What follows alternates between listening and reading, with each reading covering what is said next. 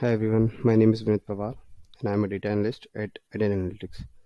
So today in this video we are going to see some Power BI shortcut keys which will be helpful in writing the DAX.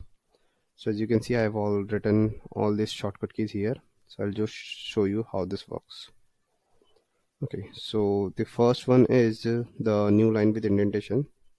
So suppose here we have written calculate count. So if you want the count to come on new line with the indentation, you just need to click on shift enter and it will come up in new line.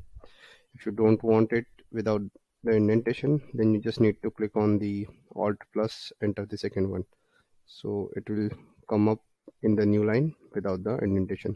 Now the third one is if you want the line to be on to indent the text to indent on right side, then you just need to click on tab and it will indent on right side.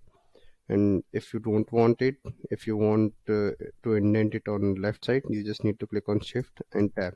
It will indent the text on left side. And now suppose if you want to move the line up in upward or downward in the DAX, so you just need to click on alt plus up arrow.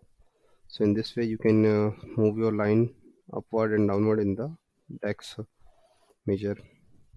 And similarly, now suppose if you wanted to select more line, so how to enter on the multiple lines? So you just need to click on control alt and up arrow. So in this way you can see you are selecting more lines.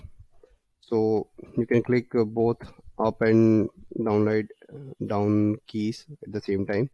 So in this way you can select any line you want to select.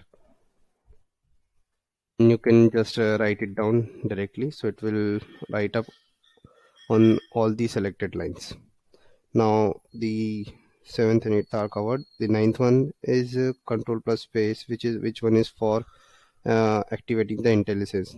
Now suppose if here we write D, so it has now Power BI has updated, so it automatically detects the text which you are going to write. Sometimes your file is heavy, so that time you can use control plus space for activating the intelligence. So here I am writing it again. And the 10th one is control plus KC, which is for commenting the lines. So here, as you can see, if you click on control KC, you can see all the selected lines are commented, and for uncommenting those you just need to click on control KU and it will be uncommented.